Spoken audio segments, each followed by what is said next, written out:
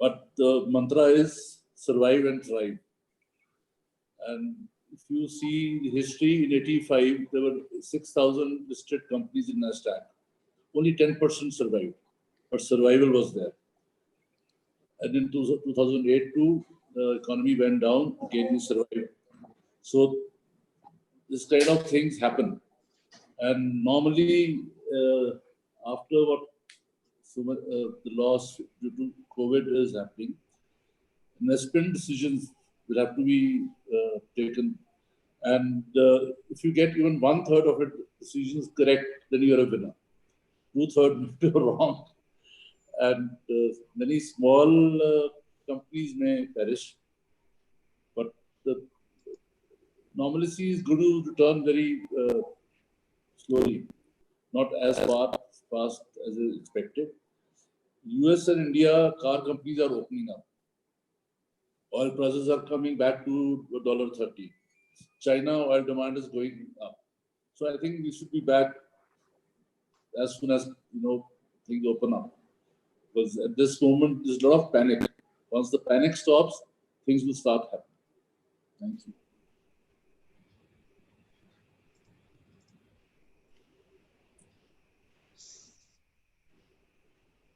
I'll jump in here. So I think the Indian economy is broken, truly broken, and the economists have forecast a 5% decline in the economy. There is also a view that we will bounce back in the next fiscal by as much as 6%. But net, actually, as Praneeth mentioned, we're not going to be growing. But yes, this growth might seem like it's a growth, but actually we're going to be back to thereabouts of where we were. I would like to say there are a couple of silver linings in this. The agriculture has done well. Now we need to ensure that the entire supply chains for getting that agricultural produce to the right place, the mandis, and there's no price disadvantage. Unless we now need to become sensible about this lockdown, and the recent government norms is opening up, which is absolutely sensible to allow the fluid of the economy to go together. So I think that's a great thing. Our exchange rate is back. The engines of China is saying they're back to where they were in terms of industrial production. So it's going to be back to normal. But I would use it as a sports analogy. I mean, when you have a broken leg, you're not going to start sprinting again. You're going to go through crutches for a bit. So at this point, it's always to save cash, and cash is king. Yeah. Naina, what your view on this, please? Yeah, I think I'm going to take the lead from Tarun. I was just mentioning this to somebody else the other day, that we're all running to stay in the same place, all of us at this stage, right? So there's no, to expect growth or to expect the kind of progress that was happening to any of us, as early as February or March of this year, I think would be highly optimistic, maybe a little delusional, if I may say so. But I think that as long as we're able to sustain, to me, that's the positive. If we can sustain and not get any worse than where we were at, I think there is hope. And I think that I would like to think that we have the resilience, at least this country has a resilience to get through this. We've got through a lot of difficult situations. Of course, this is something that has been unprecedented and nobody could ever even think of. But I think, as a country, I think we are very adaptive, we are resilient. And I think that has to be the forefront of what we are going to do. And that has to be our, and that all of that will have to come into play as we go along. But I would agree that I think the forecast is that we will bounce back, not in 1 or 2 years, which was the earlier kind of, forecast, that it will take us 2 years to get back to where we were. So there was a lot of gloom and doom. But I think at least, 6 months is not so bad, right? In terms of, but, one has to only wait and watch and see how this plays out. True. Yeah. Anirudh, your views? Well, I would like to say that it is now safe to assume that we're going through a black swan kind of event. I mean, this is a 1 in 100 years kind of event. The good news is that we are all in this together. Not just the Indians, and the whole world economy is in it together. The bad news for India specifically is that it has laid open it's laid open bare the cracks in the structure of the Indian economy. We have been talking about reform in the Indian economy for a very long time. Let's consider the labor law reform. Now it is at the forefront of the conversation that we've been having now. However, we've been angling at it for administrations. The Congress spoke about it, the BJP spoke about it. Now we are doing it. To take a macroeconomic viewpoint of what's going on, in the words of the Federal Reserve Chairman Jerome Powell, he's saying that we're going to start to see a recovery in the second quarter of this year, which will be the third quarter of this year, which will be the second quarter of the Indian economy. However, for the confidence level of the consumer to go back to the pre-corona levels, you need to have a vaccine. For example, your air travel is not going to bounce back to pre-corona level till the time there is a vaccine. So you're going to have essentials, like essential air travel. You're going to have some sort of bounce back. How much is directly related to medical research at this point, which we have to wait and watch and see how it pans out. Pichi, the first question I'm going to direct to you regarding manufacturing. So experts are saying business realignment is not a choice, but a necessity, and that CEOs must rethink their business as they stand amidst disrupted business supply chains and changing business models. Do you agree? And what changes do you see in the manufacturing industry? Yeah, I agree. And see, the entire ecosystem has changed. Models of doing business is changed. Contemporary business models do not apply, and I'm going to apply further. The whole thing is gone topsy-turvy, and business has ups and downs normally, but this is a roller coaster drive. So now what industry has to do, they have to find new components, new fields. They have to change their own systems, change their strategy, manufacturing ability and manufacturing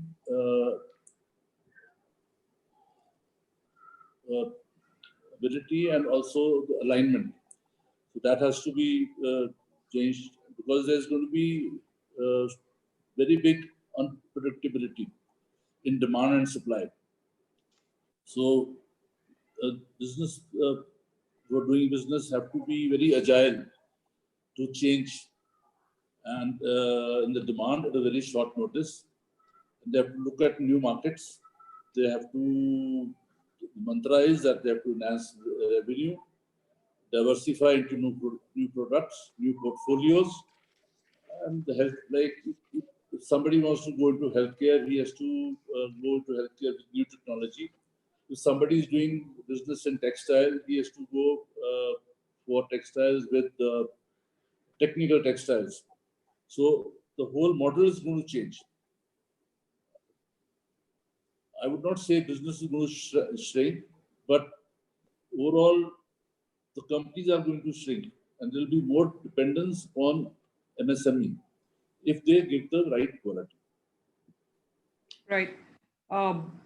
At this point, I'd like to bring in the example of Reliance, who in 9 days have set up a factory and manufacturing about 100,000 PPE kits a day. And, and they are selling it at 650 rupees versus what was coming in from China at about 1,200, I believe. Any comments on that? Similar is example of Mindra. Mindra is also making your ventilators. Ventilators. Is supposed to be 4.5 lakhs. So similarly, I know of a company like even I do have a rapid prototyping machine. So what we did, we just made few masks. I mean the shields for our workers or the staff. We did about 500, and now people are coming to me. Why don't you sell them? So This is the innovation. I mean, you have to adapt. Machine you are using for something else, you just have to change and you start making something else. So I think innovation and adapting to the new world is going to be the mantra going ahead. The next question I have is for Anirudh. How does one distinguish between crisis-induced short-term changes and a more permanent shift in trading? Well, I would like to, instead of trading, I would like to say more permanent shifts in supply chain, right? Mm-hmm. Now, we must divide the question into two parts. The first part is about crisis-induced short-term changes. Now, what is a crisis-induced short-term change? How do you define a crisis like that? For example, I would like to give you a phenomena, which would be a natural phenomena. Let's consider the case of the cyclone in West Bengal and Orissa, the most recent case. Now, when you have an event like this, your entire supply chain gets disrupted. So let's say there's some raw materials coming from West Bengal or Orissa into different parts of the country. Now, there might be some shortages, there might be some extra transport costs, freight costs. So you're going to have a temporary short-term change in your supply chain. So there's going to be a slight disruption there. However, in case of a permanent shift in supply chain, what we know, what C19 has truly done, it is going to introduce us to the concept of localization. To give you an idea, let's just consider the example of APIs, the active pharmaceutical ingredients. Now, after C19 truly took hold over the Indian economy, what we have realized is that we were overly reliant on one economy to produce or to provide our APIs. Let that sink in. 70% of all APIs that were the active pharmaceutical ingredients used in the production of vitamins and antibiotics was actually imported from China, 70% of it. Now, what has the government done in response to that? If you shut down your API import, you cannot produce medicine for 1.3 billion people. How are you going to do that? So the government has come out with a scheme of injecting about 400 million to develop its own APIs. How far we will be able to do this, how efficient we will be able to develop that supply chain, we don't know. But what we know for sure is that the government is going to induce a permanent shift in the supply chain. Now let us consider something that is very specific to the recycling industry. In the recycling industry, if you know anything about it, we do not have proper collection systems in India. It is not the problem of recycling that exists in India. It is we do not collect it in the right way. Your man who's throwing his veggies and his plastic and his paper is throwing it in the same bin. So the utilization of the waste in the recycling process is absolutely worthless. However, we do have specifically designed collection systems in the West. We as a business have been supplying raw material to the recycling industry for decades. However, today we confront a problem. In that problem, we are not able to import any raw material. Now, imagine a factory, a cottage industry, actually producing relief blankets for the Red Cross. There is demand for it, but there is no raw material. The factories are having supply chain disruption. So what are we going to see emerge out of this? Hopefully is a collection system that can rival the West. So this is a very specific industry example of ours, but that's a permanent shift that we might move away from the reliance of imports for our raw materials and move on to a slight concept of localization. So I hope I've made that distinction clear between a short-term change and a long-term change. Absolutely, absolutely. Thank you, Anirudh. Moving on to Tarun. Tarun, your industry seems to be in the biggest trouble. I read an article the other day that says that a large number of the tier 2 colleges in the US are shutting down. The economics of how universities functioned has fundamentally changed. While most schools and colleges have adapted to online education, my kids included, this denies the children the educational experience. So how do you plan to motivate your students to return, and how do you plan to survive? Yeah, no, it's a very interesting challenge we've been hit by because the whole concept of, universities is students coming in very, very close proximity. And if you know the Yeah. schools around India, they're just jam-packed with people. So that's just the completely opposite of what the virus demands. So, I think, I'll break it down into three segments. What are we doing today? What are some of the benefits we've actually feel that this virus has actually shocked the system and got out of us? And then how do we move to the next new normal, as they call it? So I think, the education system overall was very rigid. I think that's one of the biggest banes of the education system in India. And so I think the world had to move to a more flexible model, a more holistic world. And of course, technology was there, but teachers, professors, faculty used to keep that as a no-no. So there are certain things that technology can do far better, and one should pick and use that.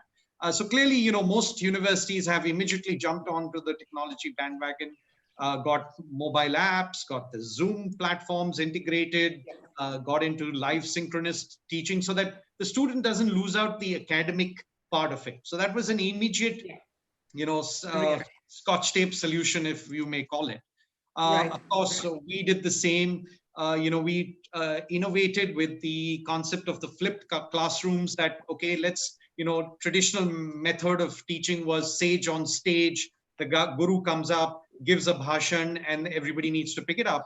It's moved over to guide on the side. Can we equip them to learn, get the focus on learning as opposed to teaching?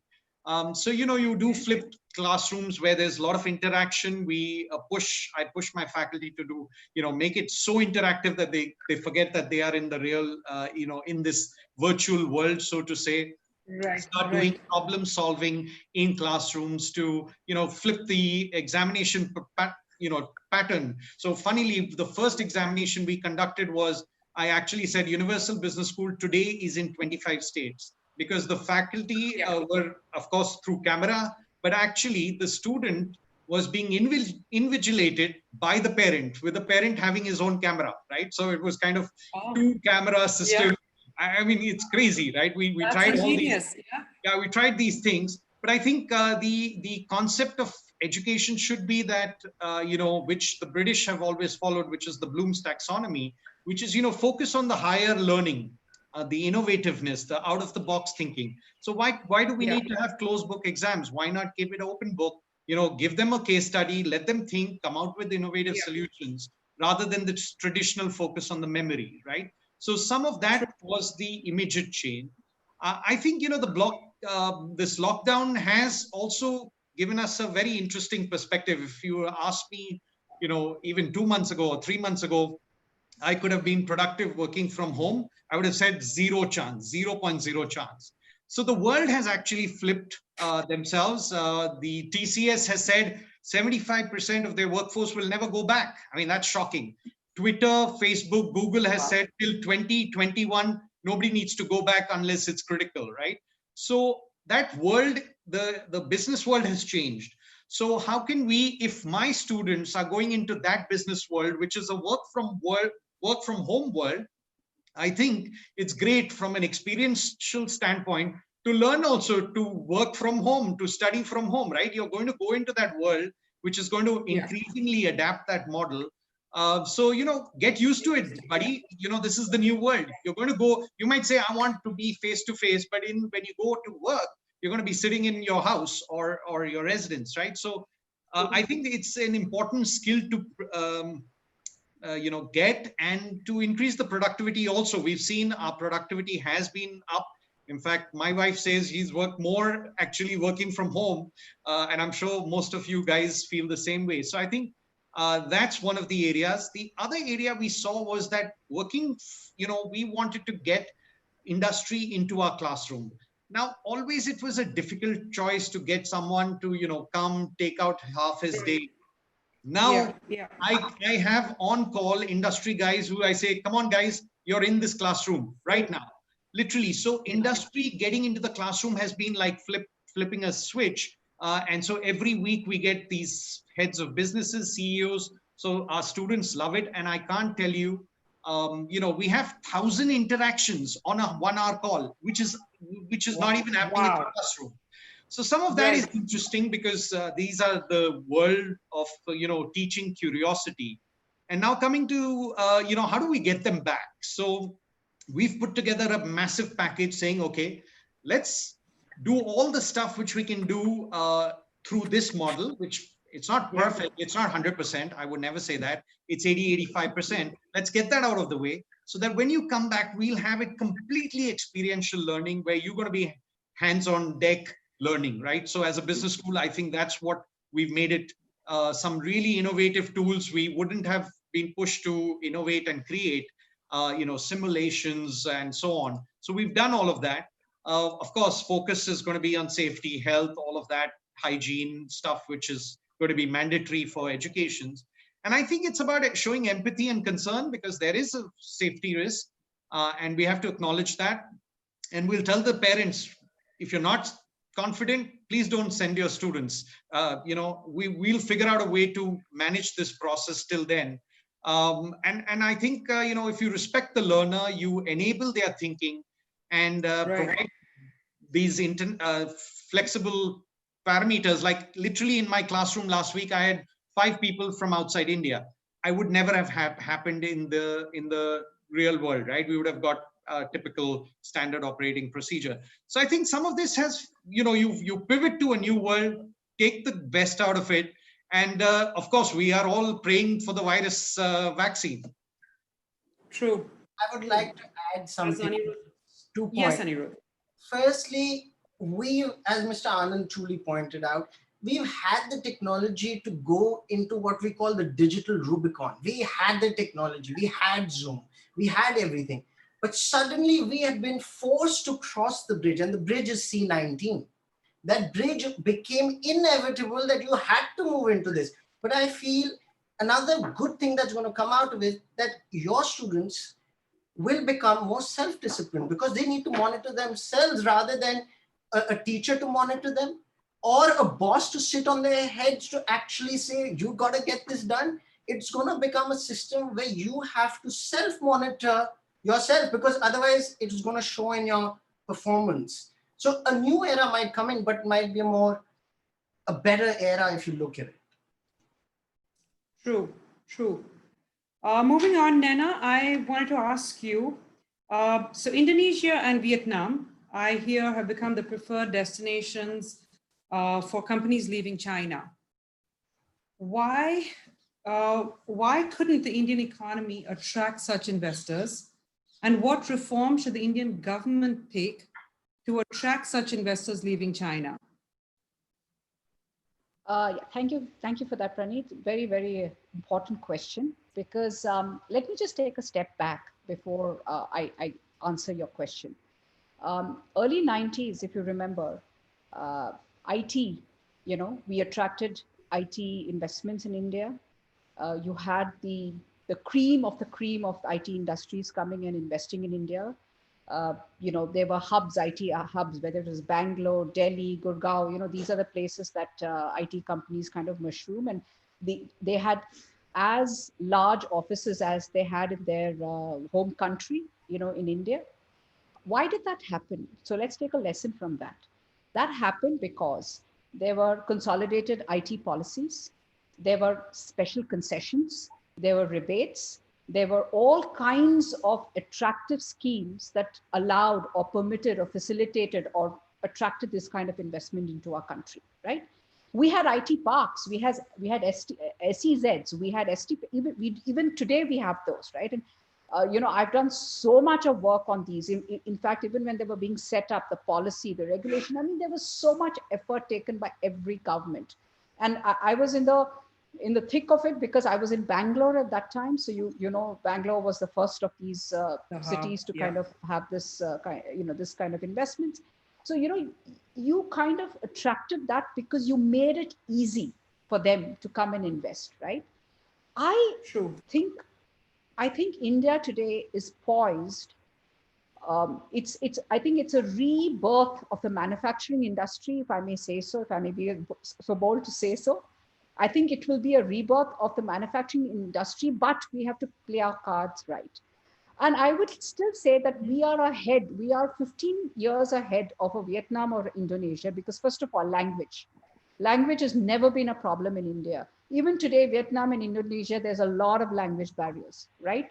Geopolitical and cultural kind of fabric of our country hasn't really changed over years and years and years, right? It hasn't changed. Whereas you don't know with these countries what's going to happen, what kind of unrest will come up, right? So they are, those are the kind of issues that we don't have today. And let's be honest, other than sort of, our skirmish, our ongoing skirmish with our neighbor. I'm not talking about China here. I'm talking about Pakistan. We're pretty much, a safe place to come in and invest, right? So I think one of the things that we have to, the government, and they have to act now, otherwise we will lose our edge on this, is have the same kind of interest in having policies for manufacturing in India. Focus on the sectors that we are actually good at, textiles, defense. Defense is something that will benefit us too, because I've done a lot of work in the defense sector and I know how how much we need to actually defend this country, right? Sometimes it's scary with the details that you actually get. Defense, textiles, semiconductors. We are really good with semiconductors. I mean, I don't know how many people know that. We are very good with that. These are the infrastructure, right? I mean, we are actually allied in services of infrastructure. Now, if we have specified policies, if we have specified parks, specified hubs for manufacturing, the way we did with IT, right? We make it easy for investors to come in and do business in India, like the way they have done business in the IT sector. I think that will, there will be no competition. We will have no competition. Very confident about that. And for example, let me just tell you, Praneeth, now somebody who's coming in to Delhi, okay, I'll give Delhi as an example, right? Somebody who wants to come in and meet 4 manufacturers in Delhi, right?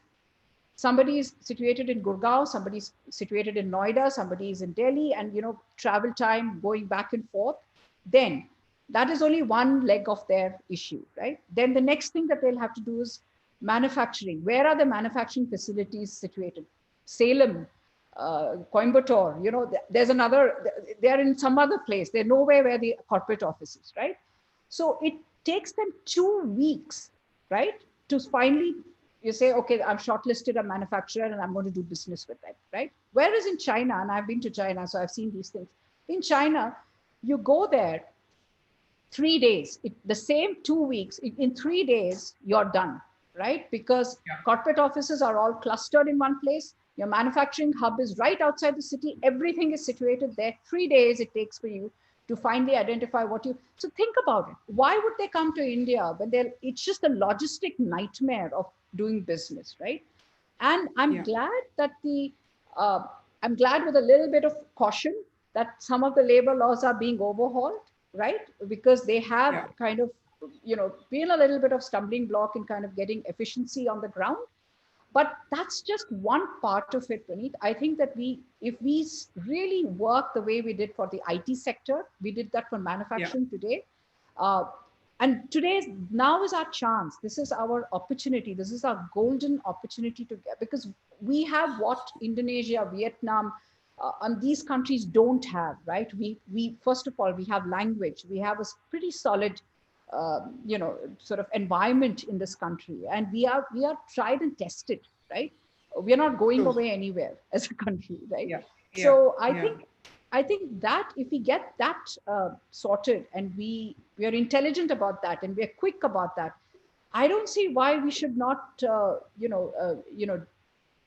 I wouldn't say, I wouldn't like to call us the next China, because God forbid, we don't want that.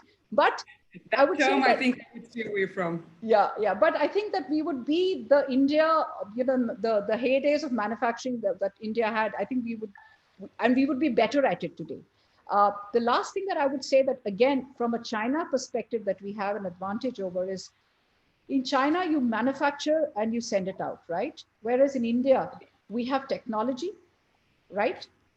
We have a consumer base that is within the country that can also consume the products that you're manufacturing. So it's not just it's just not to export the product, right?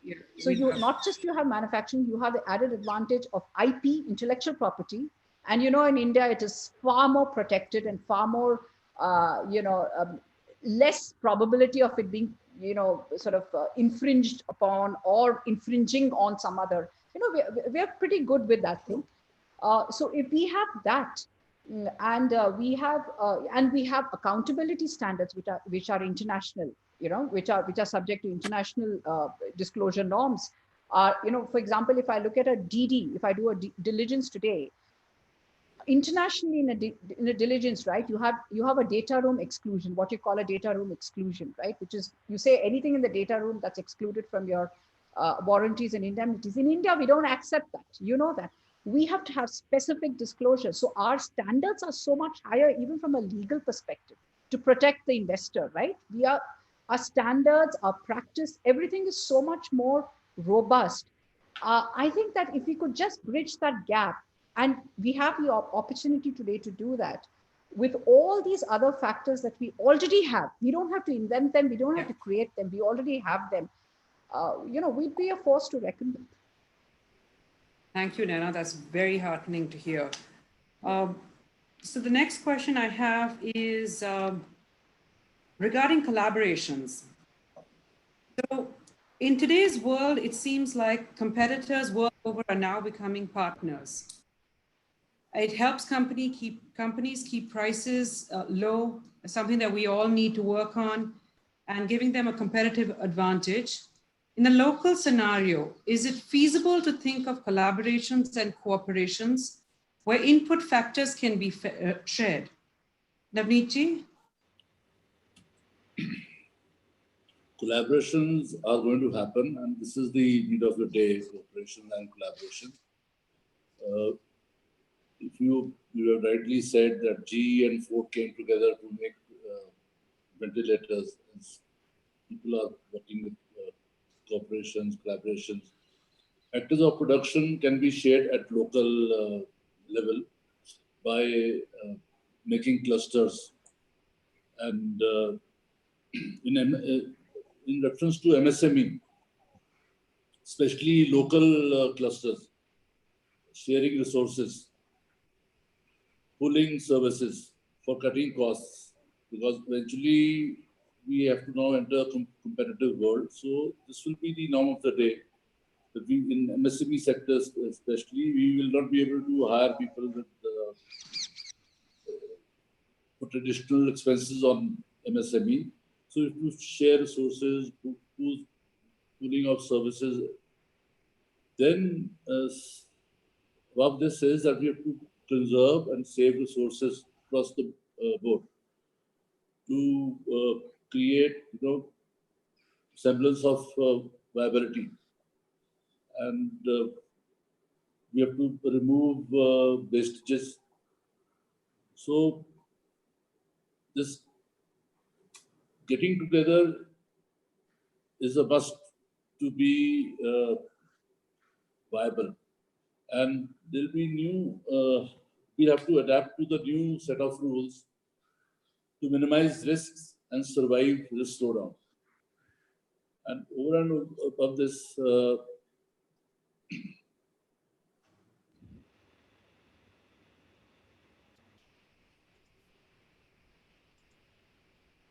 like in CII, I can just share with you, we have a center of excellence in competitiveness. That's in Chandigarh. So people can work in a cluster approach and learn much more. They have to pay much less. If I hire a consultant for some activity, I'll have to pay much more. But if I join a cluster, it will be much cheaper and it is more effective, because then you are cooperating, collaborating, you are showing what you are doing best, what you are like in automobile industry, in Tata, in Mahindra, in Ford, in Cafe, in all of them. They have formed their suppliers clusters.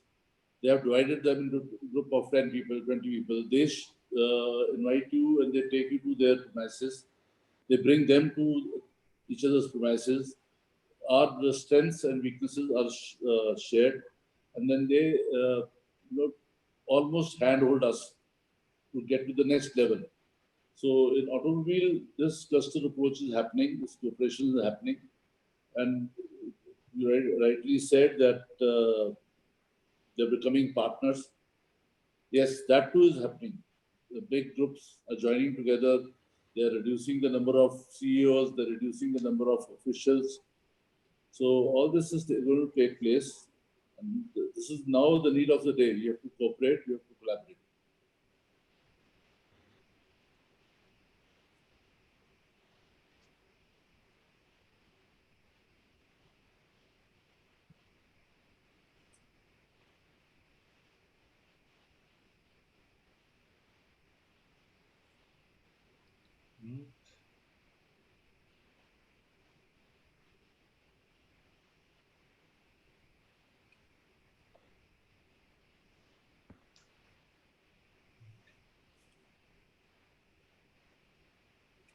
Sorry, apologies, folks. It looks like I have a bad connection today. Naavneet, I missed the end of your, I can't hear you.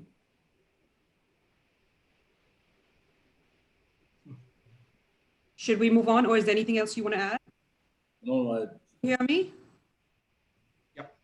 Yeah, okay. So my next question is for Naina. Naina, in this pandemic, several companies have exercised force majeure to stop paying rent.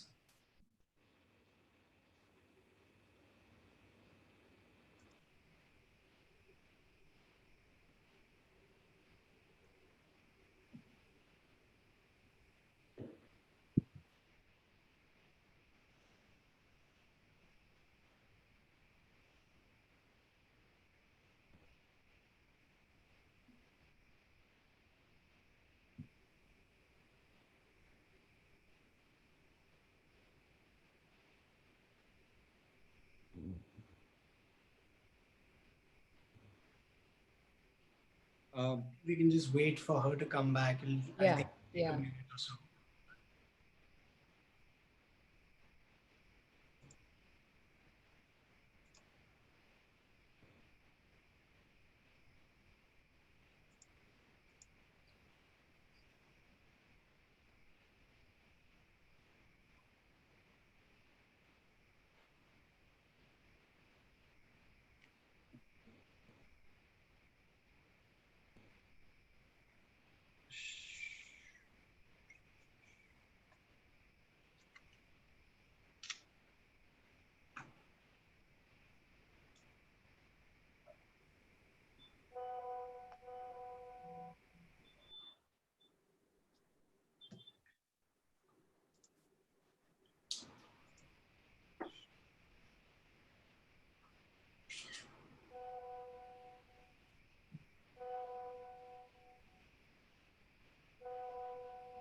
Mute.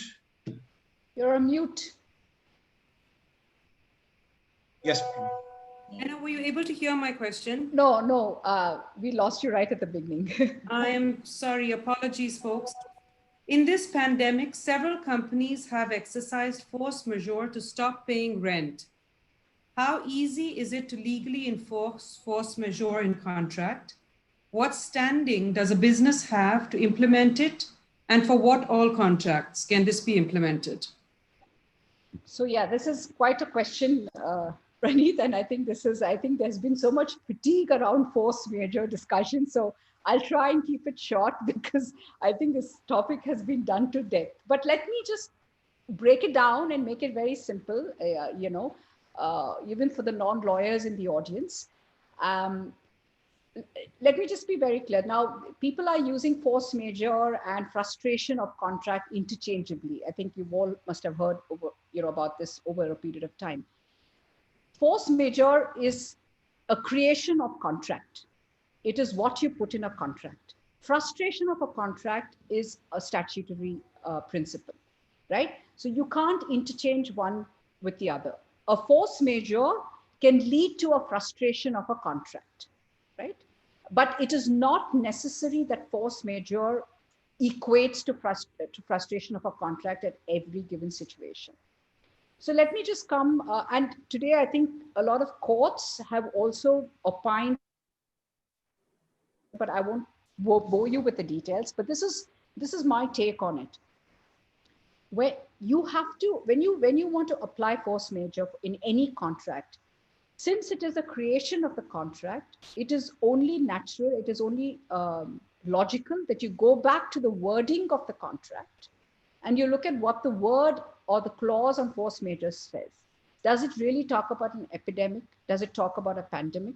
You've got to look at those very, very clear words, or whether it intends to cover that. Let me also put it that way, because also contract in India, when you look at contract, it is subject to strict interpretation. Contract law is subject to strict interpretation. That is the kind of policy or philosophy of our Indian judiciary system, right? So when you're looking at force, and so a lot of people have used it, but a force majeure is to say that, look, there can be a situation it's as simple as this. There can be a situation which makes it impossible for both of us to perform our part of the contract. So for that time, it's typically a temporary period of time. Both of us will suspend our obligation without any damage, without any liability, till such time as the force majeure event is removed or goes away. And then we come back and we continue with the contract. Now, when I say force majeure may lead to frustration, the force majeure can continue beyond, typically you would estimate 30 days, 60 days, 90 days, in a contract. That's pretty much what you would assume. But supposing it continues to go beyond that, then the parties may say, look, there is a complete frustration of the contract. There's a complete breakdown of the contract. And therefore, let's terminate the contract and walk away without any consequences on both parties, right? Now, when you come to the rent and payable of rent, right? Commercial inconvenience is not force majeure, right? So merely because you are not earning the money that you are, right? Or you are kind of, financially unstable, that doesn't make it a force majeure, right? Recently the Delhi High Court said that I can't waive off your rent during that period, but what I can do is I can give you a moratorium, which even the banks are doing today, right? They're giving you a moratorium till such time as when the force majeure is removed, then you come back, you discuss, you figure out a way, kind of pay it in installments, pay some now, pay some later, but your liability doesn't get extinguished. I have to make that very clear. So even us, right? We have a very expensive office in Mumbai, a very, very expensive office. And we have a force majeure clause. However, we have taken a stand that we will have to continue to pay this rent. What we've spoken is that we will pay it over a period of time rather than pay all of it lump sum, because we still intend using the office. We still have possession of the office. We still have our stuff in the office. We don't intend to frustrate the contract to that extent, right?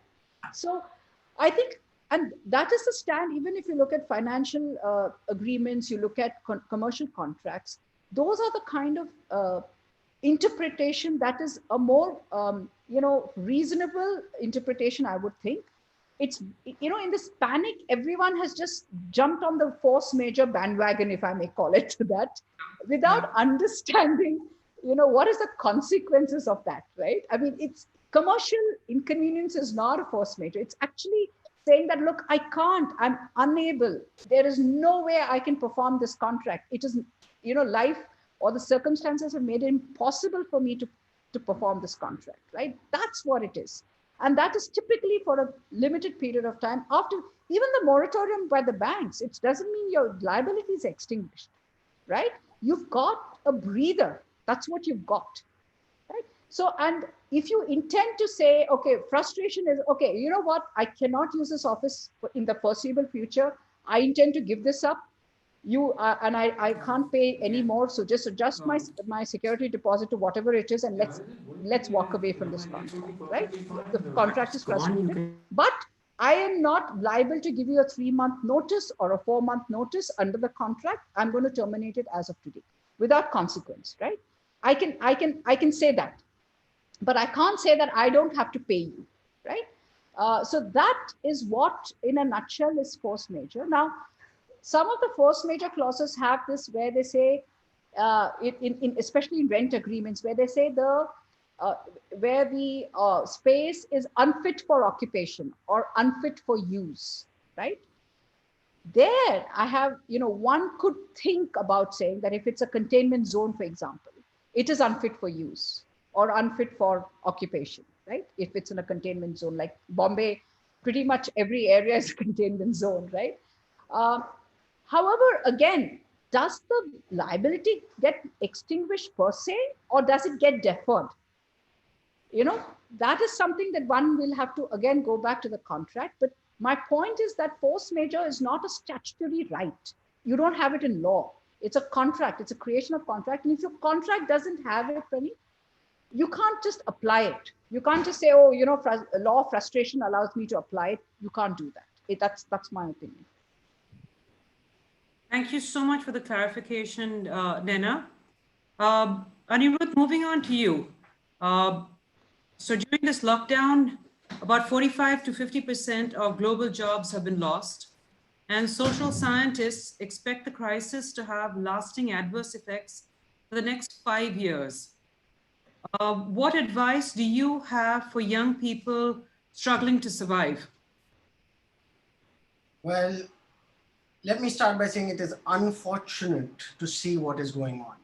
The level of unemployment that we are going to see in this crisis can only be compared to the Great Depression. We have not seen anything like this.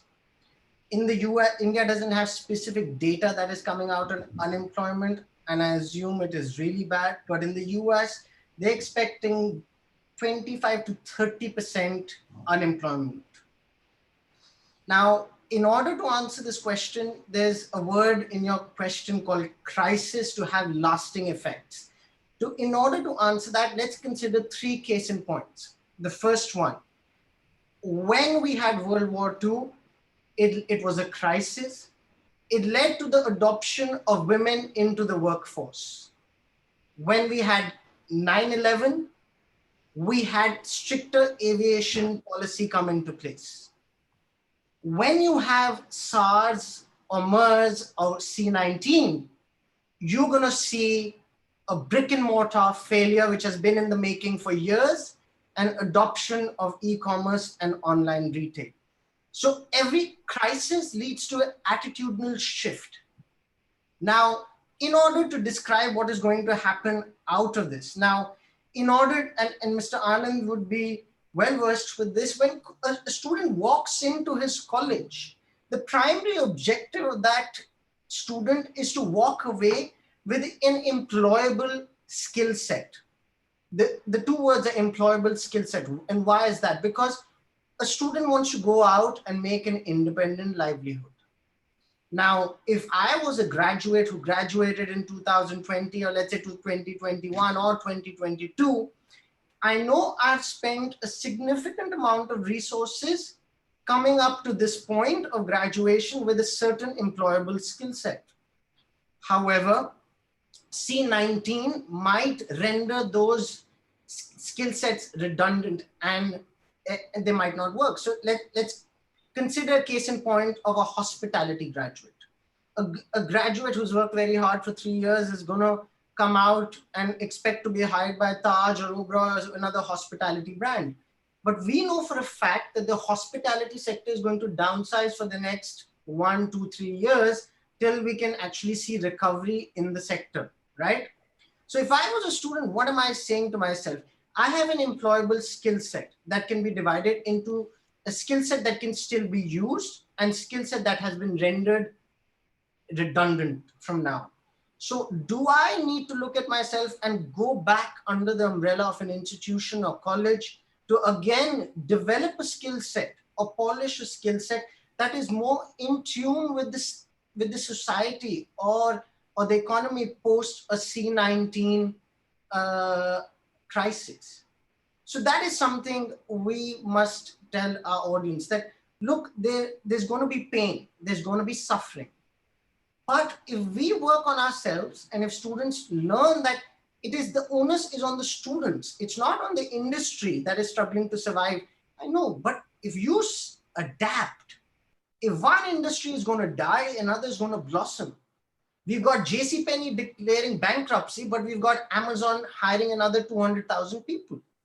So if one economy, if one part of the economy is going to shutter, another one is going to blossom. That is the nature of human mankind.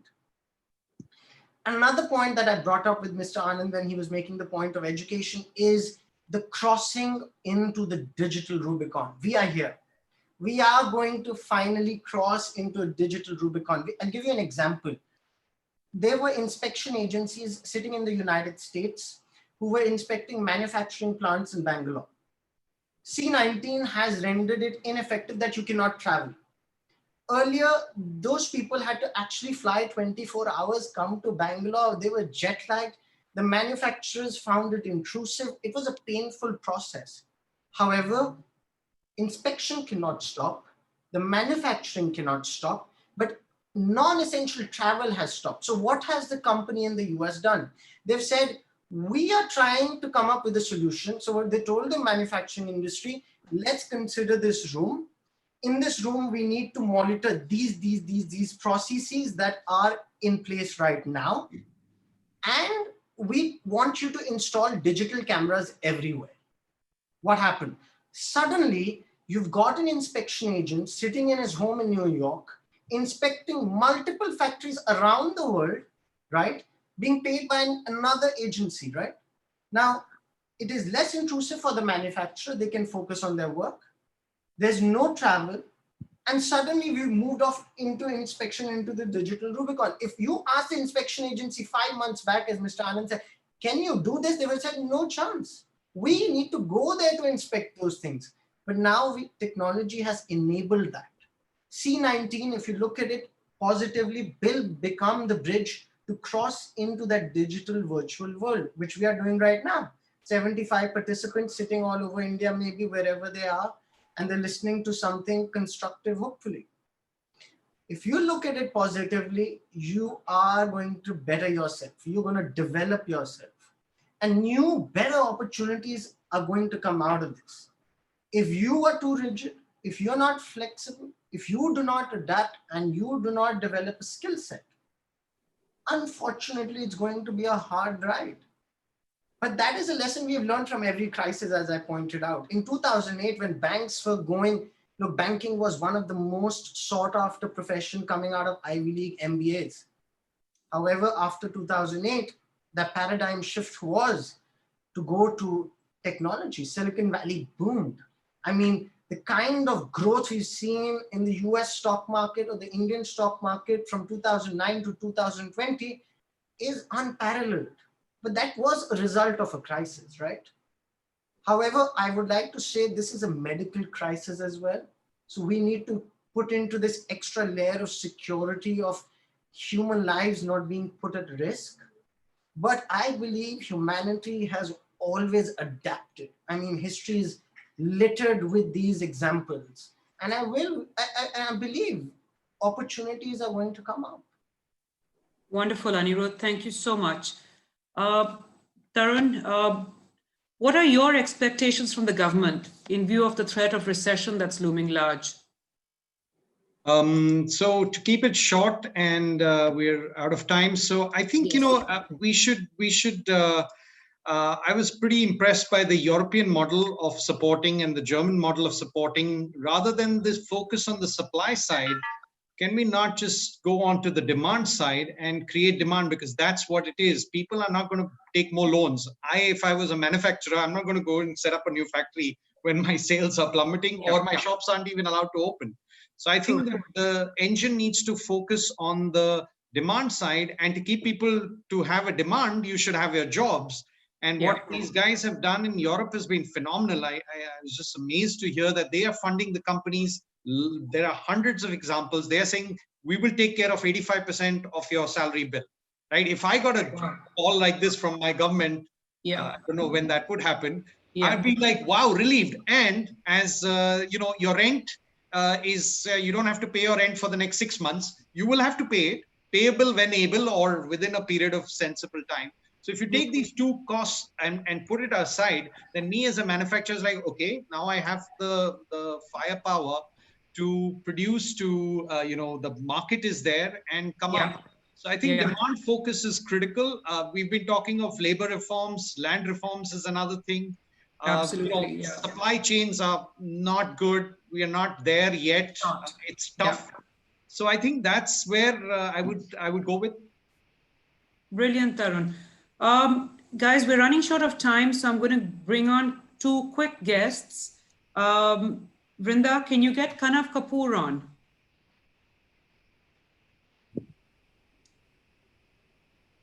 Hi, good evening, everyone.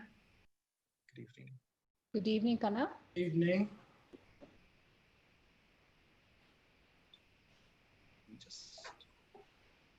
I would like to add to that to Mr. Anand right there. I think the US is also doing a phenomenal job where they have launched something called a PPP. It's a payroll protection program. They've said, we are going to finance 4 months of your salaries. They put the economy on a ventilator, and we see how that runs out. Anyways, Kanav is here. So Kanav? Yeah, good evening, everyone. Can I intervene for a moment? Yes, Naavniit. Yes, please. Kanav, just a second, Kanav. Just a second. Like Mr. Anand said, demand has to be revived, and that is the main thing. If demand doesn't come, how the economy is going to? Absolutely. Government has to do something to support so that the economy revives. For that, I am a strong advocate, or I'm advocating that government should reduce the taxation rate, the GST rates. Once they reduce the GST rates, the demand is going to go up. They have an inhibition not to reduce the GST rates for a longer period. Okay, for a short period, 6 months, 4 months, 10 months, you at least put the ball rolling, at least revive it, some momentum comes, then you plan, you see how much you're getting, how much. At the moment, it's all blocked. There's no GST revenue. States are losing, Government of India is losing. They have nothing in their hands. Absolutely. But if they start reducing the GST, the wheel will start moving again. Like people have stock of trucks or cars, they reduce the GST. So I will see, reduce by 10% or 8%, I want to buy a car. Once I start buying, it will be a chain reaction. Absolutely.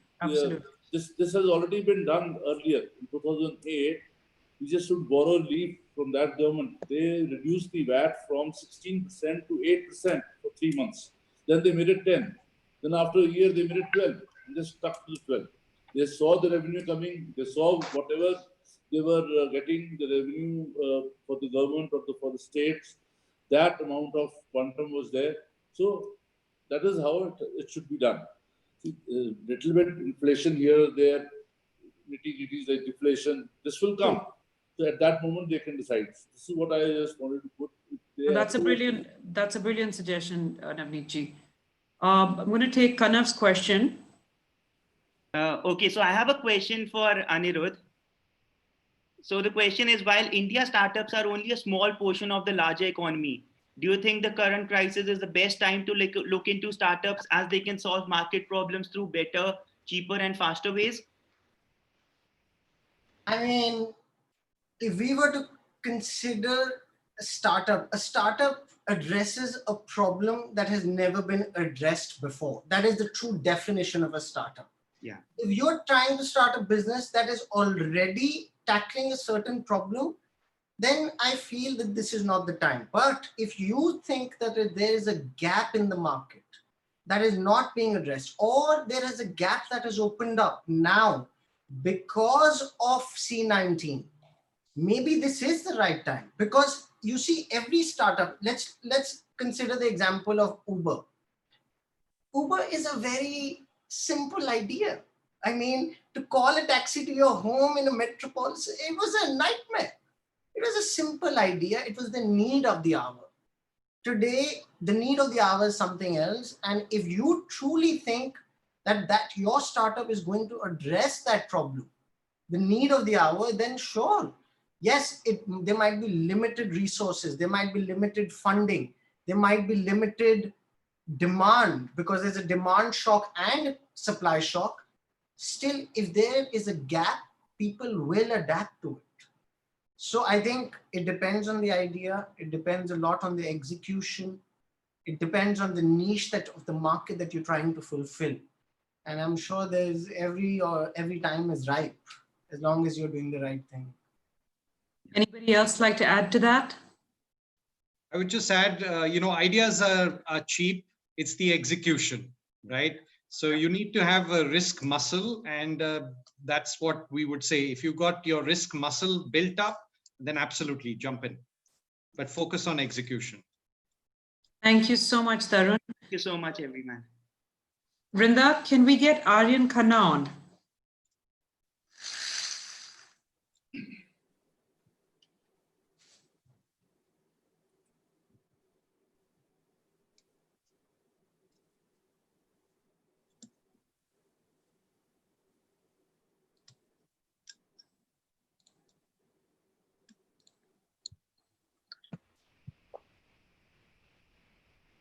Hi, I'm Aryan Khanna. I'm a fourth-year law student at Nalsa University of Law. My question is directed to Mr. Anand. How can we digitize our product and service amidst the COVID-19 crisis? Sorry, I missed a bit of your part. Sorry, could you just slightly... Aryan, you're muted. How can we digitize our product and service amidst the COVID-19 crisis? So I think, the application, you don't have to digitize everything, right? It's like saying, I'm going to go, because there's COVID-19, I have to, and Anirudh gave you amazing examples of how we move into this new world. So I think you've got to see the application and the end consumer. And if it makes sense, right? For as an educationalist, we're forced into this new world, and we found some amazing things that do work and some things that just don't work, right? Peer-to-peer learning is a good part of people coming to a education institution. It's very difficult to do that. Now, if I want to go ahead and try it, great, I can do it. But just that, slapping on the back and having that fun with the colleague or your classmate, you can't digitize it. There's a magic to that moment. So I think if there will be certain services, products which would be ripe for digitization, and we've, as Anirudh said, stopped using them. Now is the time. So let's look at the end use and do end use analysis. If it is ready, absolutely. But yes, today more and more things are going to be pushed in that direction for sure. Thank you. Anyone else like to add anything for Aryan? Thank you, Aryan. And with that, we come to the end of this session. Thank you so much for this incredible audience that's logged in from all over the country. We have viewers from Madras to Calcutta to Bombay, the entire country. Thank you so much, everybody. And it's been an incredibly engaging session. I think we've all taken a lot of insights from this discussion. I thank Mr. Miterr, Tarun, Naina, and Anirudh for such an incredibly engaging session, and Phulkari Women of Amritsar for successfully organizing such sessions and enriching our lives. I want to make a special shout out to Vrinda, our host for the evening, Gunjan and Seema for being the activity chairpersons and working really hard to put this together. And last but not least, our President Deepa Swani, doing a brilliant job at steering this ship. Thank you so much, everybody, and thank you for sparing your time. Thank you, Thank you. and your entire team of Phulkari. Thank you. Thank you so much. Thank Bye. you. Bye. Stay safe, everyone. Bye-bye. Yes, bye.